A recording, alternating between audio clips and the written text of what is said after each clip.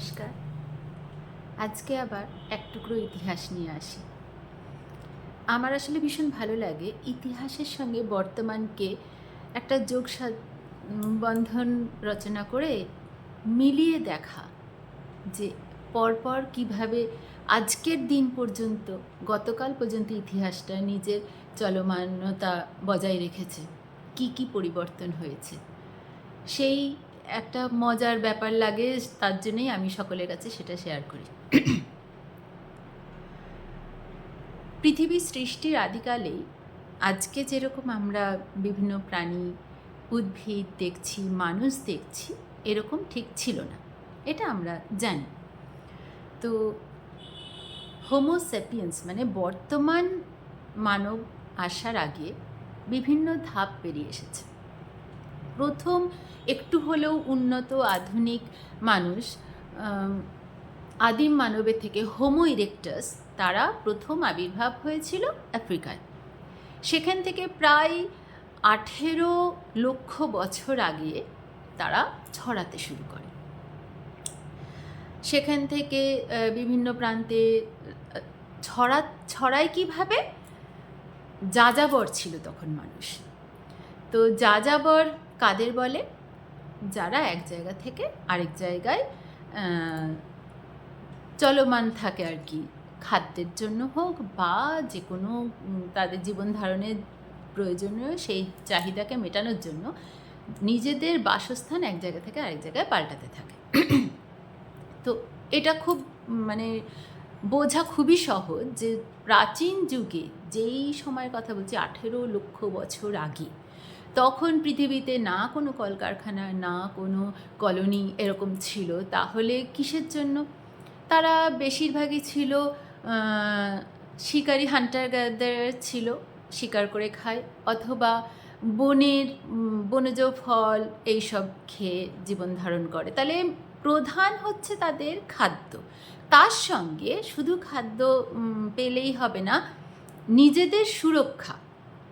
তাহলে মোটামুটি জল টল পাবে, খাবার পাবে, এরকম জায়গাগুলোতে একটা কোনো জঙ্গলে থাকতে শুরু করেছে। সেখানে যখন সব ফল টল খাওয়া হয়ে গিয়েছে বা পশুগুলো শিকার করে করে খেয়ে শেষ, তখন আবার ওখান থেকে বাচ্চা বুড়ো সবাইকে নিয়ে এক জায়গা থেকে আরেক জায়গায় এইভাবে জায়গা পরিবর্তন করে চলেছে। তো ফল শেষ হয়ে গেল, প্রথমেই একটা সিজনে শেষ হলে তো পরের সিজনে আসবে। পশু পাখি এক জায়গাতেই যদি আমরা থাকি, সেই জায়গা পশু পাখি বাস্তুতন্ত্রের একটুখানি ডিসব্যালেন্স হয়ে পশু কমতে পারে, এটা হতে পারে। বাকি প্রাকৃতিক দুর্যোগ কোনো কোনো জায়গায় বেশি, সেই সব জায়গায় খাবার পেলেও নিজেদেরকে টিকিয়ে রাখা খুবই দুষ্কর হয়ে ওঠে। প্রচণ্ড গরম মরুভূমি অঞ্চল বা প্রচণ্ড বরফ পড়ে এরকম ঠান্ডা অঞ্চল, অথবা যেখানে সবসময় বন্যা হয়েই থাকে, জল এরকম, তাহলে এক্সট্রিম পর্যায়ে যেগুলো প্রকৃতির, সেখানে থাকাও সুবিধাজনক নয়, তাই সেই জায়গাগুলো অ্যাভয়েড করে। তারপরে যেখানে মোটামুটি গুহা টুহা পাওয়া যায়, নিজেদের আত্মরক্ষার একটা বন্দোবস্ত করা যায়, সেই সব জায়গাগুলো প্রিফার করতে থাকে। প্লেন জায়গাতে কোথায় থাকবে? এরপরে যখন চাষবাস আসে, তখন প্লেন ল্যান্ডগুলো তাদের পছন্দের হয়। নদী নালার পাশে রয়েছে যেগুলো একটু মাটি উর্বর, চাষ ভালো হয়, তারপরের ধাপে তারা এটা চুজ করছে এরকম জায়গা। তাহলে প্রথম যেদিন তারা জায়গা পরিবর্তন করতে গিয়েছিল, যেই পারপাসগুলো তাদের মাথায় ছিল, পরবর্তীকালে কিন্তু সেই পারপাসগুলো চেঞ্জ হতে থাকে। কারণ প্রথমে চাষবাস জানে না, তারপরে তাই চাষের জমি তাদের প্রেফারে ছিল না। পরবর্তীকালে যখন চাষবাস শেখে, তখন সেইটা মাথায় রেখে যে এইখানে চাষবাস করলে সুবিধা, বৃষ্টি ভালো হয়, কোন সিজনে বৃষ্টি আসছে, যে সারা বছরই বৃষ্টি হলে সেখানেও অসুবিধা, এরকম দেখে তারা জায়গা পরিবর্তন করতে থাকে। তো বললাম যে এরকম হোমো ইরেক্টাস একটা আদিম মানব প্রজাতি, তারা প্রথম আফ্রিকা থেকে ছড়াতে শুরু করে। এরপর প্রায় একদিনে হয়নি, বহু লক্ষ বছর লেগেছে। প্রায় 70,000 বছর আগে তখন হোমো স্যাপিয়েন্সের আবির্ভাব হয়েছে, মানে ভারতবর্ষের দিকে আসতে শুরু করেছে। হোমো ইরেক্টাসের পরে নিয়েন্ডারথ্যাল তাদের একটা মানে যত আস্তে আস্তে উন্নতি হয়েছে, দেহের গঠন, মস্তিষ্কের গঠন, মাথার স্কালের গঠন, হাড়ের স্ট্রাকচার, মেরুদণ্ডের গঠন, এগুলো বিভিন্ন পরিবর্তন হয়েছে। সেই অনুযায়ী আমি নামগুলো বলছি। হোমো ইরেক্টাসের পর নিয়েন্ডারথ্যাল, তারপরে সিবাপিথিকাস, অ্যামাপিথিকাস, এদের নিয়েন্ডারথ্যাল একই সময়ে চলছে, কিন্তু এক একটা ব্রাঞ্চ আলাদা করে ইভলিউশন হচ্ছে। এদের মধ্যে থেকেই হোমো স্যাপিয়েন্স মানে আধুনিক মানব যারা, পুরোপুরি একদম এখন আমাদের 2026-এ যেরকম দেখতে এরকম না হলেও আমাদের যাবতীয় স্ট্রাকচার কিন্তু ওই সময় হয়ে গিয়েছে। তো সেই রকম মানুষ আফ্রিকা থেকে ছড়াতে ছড়াতে প্রথম ইন্ডিয়া, মিডল ইস্টের দিকে এসেছে, সেখান থেকে ইন্ডিয়া, এশিয়া, এইসব জায়গায় ছড়াতে শুরু করেছে। প্রায় 70,000 বছর আগে ভারতবর্ষের দিকে আসে। এবার এখান থেকে ইউরোপের দিকে যায় প্রায় 40,000 বছর আগে, মানে আস্তে আস্তে ছড়াচ্ছে আর কি। আর এখন থেকে প্রায় 15,000 বছর আগে আমেরিকার দিকে যায়। মানে সারা পৃথিবীতে ছড়াতে তো হঠাৎ করে ট্রেন জাহাজ নেই যে ছড়িয়ে যাচ্ছে, তারা কিন্তু পায়ে হেঁটে বিভিন্ন রকমভাবে পৃথিবীর এক জায়গা থেকে আরেক জায়গায় ছড়াচ্ছে। তো এই যাযাবর স্বভাবের কারণ একটা হলো খাদ্য, বাসস্থান। এরপর যত দিন যেতে লাগলো, এখন তারা চাষবাস করতে পারে, গ্রাম গঠন করেছে, তখন বিভিন্ন গোষ্ঠীতে থাকতে শুরু করেছে। এবার একই জায়গায় বিভিন্ন গোষ্ঠী নিজেদের মধ্যে দ্বন্দ্ব, যে গোষ্ঠীটা দ্বন্দ্বে জিতে যাচ্ছে তারা হয়তো বেশি আধিপত্য স্থাপন করছে, তখন যারা হেরে যাচ্ছে তারা সেখান থেকে অন্য জায়গায় চলে যাচ্ছে। মানে বিভিন্ন কারণ, যাযাবর যে হয়েছে তার বিভিন্ন কারণ।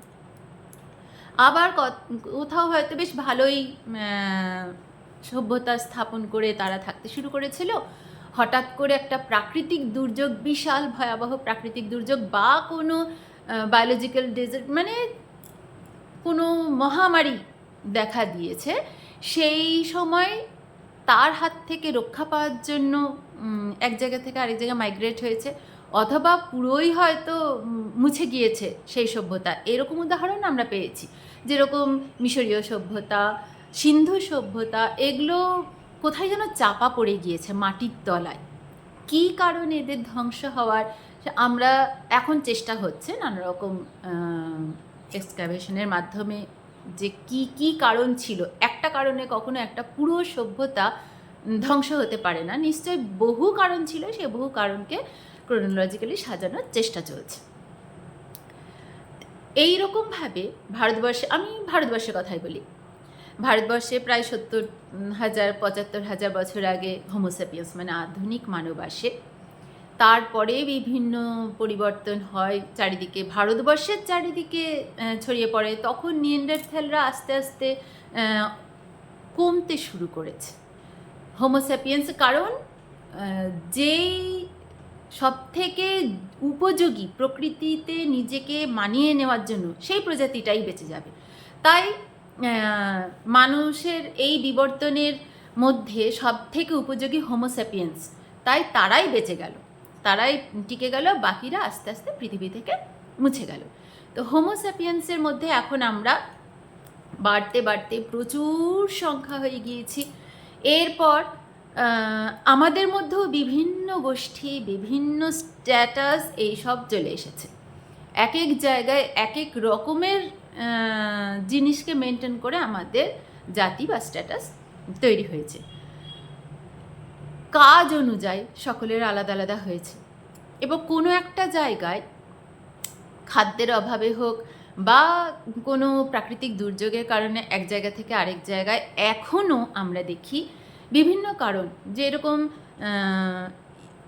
ইউরোপিয়ানরা কলোনাইজেশন শুরু করেছিল যখন প্রায় 1500 থেকে 1700 খ্রিস্টাব্দ নাগাদ, তারা বিভিন্ন জায়গায়, পৃথিবীর বিভিন্ন জায়গায় উপনিবেশ স্থাপন করতে থাকে। এর ফলে কিছু কিছু তাদের কাজের মানুষ প্রয়োজন হয়, তাদের কাছে অর্থ রয়েছে, কারণ লোকের ওপর লুট করে অর্থ প্রচুর রয়েছে, বুদ্ধিও রয়েছে। এই ম্যান পাওয়ারটা তাদের দরকার, তাই খুব কম পারিশ্রমিকে শ্রমিক আনার জন্য আফ্রিকা থেকে, ইন্ডিয়া থেকে শ্রমিক তারা কিনে আনছে, বা জাহাজে করে ফ্রিতেই, কেনার কোনো প্রয়োজন নেই, ফ্রিতেই নিয়ে চলে যাচ্ছে। এইভাবে এই সব জায়গা থেকে পৃথিবীর বিভিন্ন জায়গায় মানুষ মাইগ্রেট হয়েছে। তারপর মানে দাস প্রথা দাস হিসেবে নিয়ে গিয়েছে। সেটা তো বলপূর্বক, কেউ জোর করে নিয়ে গিয়েছে। মাইগ্রেশনটা নিজের ইচ্ছাই নয়, নিজের ইচ্ছাতে এখনো পর্যন্ত আমরা মাইগ্রেট করি। কীরকম? ধরুন কোনো একটা জায়গা জনসংখ্যা প্রচণ্ড বেড়ে যাচ্ছে, তাহলে সেখান থেকে যেখানে তুলনামূলক কম সেখানে মাইগ্রেট করছে। শুধুমাত্র জনসংখ্যা কম দেখে না, উপার্জনের জন্য যেখানে উপার্জনের ব্যবস্থা বেশি রয়েছে, বা শিক্ষার জন্য। আমরা দেখি আমাদের দেশে অনেক ছাত্রছাত্রী যাদের সামর্থ্য রয়েছে তারা বিদেশে কোথাও পড়তে যাচ্ছে, বা চাকরির জন্য ভালো অপরচুনিটি পাচ্ছে, তাই অন্য কোনো দেশে তারা চাকরি করতে চলে যাচ্ছে। আমাদের দেশের সেরকম অপরচুনিটি নেই, বা সেরকম শিক্ষার হয়তো ব্যবস্থা তাদের মনে হয়েছে নেই, তাই তারা অন্য দেশে যাচ্ছে। আবার অন্য দেশ থেকেও কেউ হয়তো বিভিন্ন ধার্মিক কারণে এক জায়গা থেকে আরেক জায়গায় মাইগ্রেট হয়। আবার এখন যেটা শুরু হয়েছে সকলের চিন্তার বিষয়, গ্লোবাল ওয়ার্মিং। গ্লোবাল ওয়ার্মিং মানে পৃথিবী উষ্ণায়ন, পৃথিবীর তাপমাত্রা বেড়ে যাচ্ছে। এবার এই শব্দটা, পৃথিবীর উষ্ণায়ন, এই শব্দটাতে আমাদের মনে হয়েছে তাপমাত্রা বেড়ে যাচ্ছে, তাহলে গরম বেড়ে যাচ্ছে, এইটাই আমরা মাথায় রাখি। কিন্তু এর সাথে সাথে আরও কতগুলো জিনিস বাড়ছে, মানে আরও কতগুলো বললেও ভুল হবে, সবগুলোই, মানে প্রত্যেকটাই এক্সট্রিমে পৌঁছবে। যেরকম গরম প্রচণ্ড হবে, ঠান্ডাও প্রচণ্ড হবে। আবার যখন বৃষ্টি বন্ধ হচ্ছে না, বৃষ্টি এক্সট্রিম পর্যায়ে খরা, আবার যখন বৃষ্টি হবে এক্সট্রিম পর্যায়ে বৃষ্টি, বন্যা, এরকম। তার মানে যেটাই হবে সেটাই এক্সট্রিম পর্যায়ে হবে। গ্লোবাল ওয়ার্মিংয়ের এইটাই কিন্তু একটা বৈশিষ্ট্য। শুধুমাত্র গরম বাড়ছে, তাহলে যেই সব জায়গায় ঠান্ডা, শীতপ্রধান জায়গা, সেখানে গিয়ে থাকতে শুরু করব, এটা মনে হতে পারে। এটা একটা মাইগ্রেশনের কারণ। যদিও এত গরম বাড়ছে, তাহলে আস্তে আস্তে আমরা তো সহ্য করছি, কিন্তু সহ্য করার একটা লিমিট রয়েছে। যখন এই লিমিট ক্রস করতে থাকবে, যারা সামর্থ্য, সেখানেও এক হবে, যারা পারছে নিজেদেরকে বাঁচিয়ে অন্য জায়গায়, মানে অর্থের দিক থেকে তারা চলে যাচ্ছে, আর যারা পারবে না তারা সেই জায়গাতেই থেকে যাবে। তাহলে যারা যোগ্যতমের উদ্বর্তন তখনই হবে আর কি। তো সেটাও শুধু না যে ঠান্ডা এলাকায় চলে গেলে বেঁচে যাবে, সেটাও না। ঠান্ডাও যখন পড়বে তখন কিন্তু এক্সট্রিম পর্যায়ে ঠান্ডা পড়বে, যখন বৃষ্টি তখন এক্সট্রিম পর্যায়ে বৃষ্টি। তো মানে প্রত্যেকটাই একদম এক্সট্রিমে যাবে। আর ওই এক্সট্রিমে গেলে সেটাকেই প্রতিরোধ করা খুবই দুষ্কর আর কি। তাহলে যেই সমস্ত পৃথিবীর অংশ বরফে ঢাকা রয়েছে, সেই বরফগুলো গলতে শুরু করেছে, অলরেডি শুরু করেছে, আরও গলবে। তাহলে জলের পরিমাণ বাড়লে উপকূলীয় অঞ্চলগুলো আস্তে আস্তে জলের তলায় যেতে থাকবে, তখন সেই অঞ্চলের মানুষেরা আবার মাইগ্রেট করবে। তাহলে শুধুমাত্র শিক্ষা বা পড়াশোনার জন্যই নয়, এর সঙ্গে আবার এই রকম প্রাকৃতিক দুর্যোগগুলোও আসছে। তাহলে এখনই কিন্তু, আগেকার দিনে মানুষ যাযাবর ছিল, এখন নয়, এটা আমরা বলতে পারি না। এখনও আমরা যাযাবরের মতো অনেকেই এইখান থেকে ওইখান নিজেদের বাসস্থান চেঞ্জ করে চলেছি। ভবিষ্যতে, অদূর ভবিষ্যতে সেইটার পরিমাণ আরও বেড়ে যাওয়ার কথা। এরপর যেই সব দেশগুলোই হয়তো খুব উন্নতি প্রযুক্ত রয়েছে, তাদের প্রচুর অর্থও রয়েছে, কোনো একটা সময় তারা অনেক অর্থ উপার্জন করেছে, সে লোককে লুটপাট করে হোক, ভালো রাজত্ব করে হোক, বা প্রাকৃতিক সম্পদে তারা বেশি উন্নত, যে কোনো কারণেই অর্থে তাদের বেশি রয়েছে, কিন্তু তাদের লোক বল নেই হতো। এর কারণে আমরা বিভিন্ন দেশে দেখি যে সেখানে অনেক অনেক টাকা, মায়না, অনেক কিছু রয়েছে, কিন্তু সেখানে কাজের জন্য মানুষ পাওয়া যায় না। মানে আমরা বলি আমাদের ভারতবর্ষে এত লোক, অর্থ কিন্তু অত নেই। ভারতবর্ষ, পাকিস্তান, বাংলাদেশ, এই কারণে এখানে মানুষের বাড়িতে বাড়িতে পরিচারক পরিচারিকা পাওয়া যায়, হাউস হেল্প যাদের বলা হয় আর কি। আর আমরা যদি এখন ইউরোপিয়ান কোনো কান্ট্রিতে যাই, সেখানে কিন্তু এরকম হাউস হেল্প নেই যে যত বড় চাকরি করুক নিজের টয়লেট নিজেকেই পরিষ্কার করতে হয়, নিজের ঘরদোর নিজেই ভালো করে রাখতে হয়, পরিষ্কার করে রাখতে হয়। এইগুলো এক একটা কারণ যে সেখানে অত মানুষ নেই। তাই এবার যখন মানুষ খুব সহজে মাইগ্রেট করতে পারবে বা এমন একটা সিচুয়েশন এখানে টেকা যাচ্ছে না, তখন সেই যাদের কাছে অর্থ বেশি তারা হয়তো কিছু অল্প পয়সা অফার করে এখান থেকে নিয়ে, ঠিক যেরকম কৃতদাস ছিল প্রায় তার কাছাকাছি একটা, হয়তো কৃতদাস এই ওয়ার্ডটা ইউজ হলো না, তার থেকে মডিফাইড কোনো ওয়ার্ড ইউজ করে নিয়ে যাচ্ছে, কিন্তু ব্যাপারটা সেই একই রকম হচ্ছে। তাহলে নিজেদের টিকিয়ে রাখার জন্য মানুষ কিন্তু মাইগ্রেট করে চলেছে, আরও করবে। জনসংখ্যা এক জায়গায় বেশি, সেখানে অর্থের প্রতুলতা রয়েছে, কমি রয়েছে, খাদ্যের কমি রয়েছে, বাসস্থানে কমি রয়েছে, তাহলে সেখান থেকে মানুষ যেখানে বেশি সেখানে তো মাইগ্রেট করবেই। এইভাবে তাহলে বর্তমান যুগে এসেছি মানে সভ্য যুগে এসেছি। এখন আমরা যাযাবর নয়, একেবারে প্রাচীন যুগে যেরকম গাধা গরু ঘোড়ার পিঠে চাপিয়ে বচকা বচকি নিয়ে, বাচ্চা বুড়ো নিয়ে, কাঁধে নিয়ে, পিঠে নিয়ে এক জায়গা থেকে আরেক জায়গায় যাযাবর বললে যেই ছবিটা আমাদের মনে আসে, সেই রকম না হলেও মডিফাইড চিত্র হলেও আমরা কিন্তু এখনও যাযাবরের স্টেজে কিছুটা হলেও রয়েছি। কিছুদিনের জন্য, কিছুদিন মানে বেশ কয়েক শতাব্দীর জন্য হয়তো আমরা স্টেবল, কিন্তু আবার সেই যাযাবর।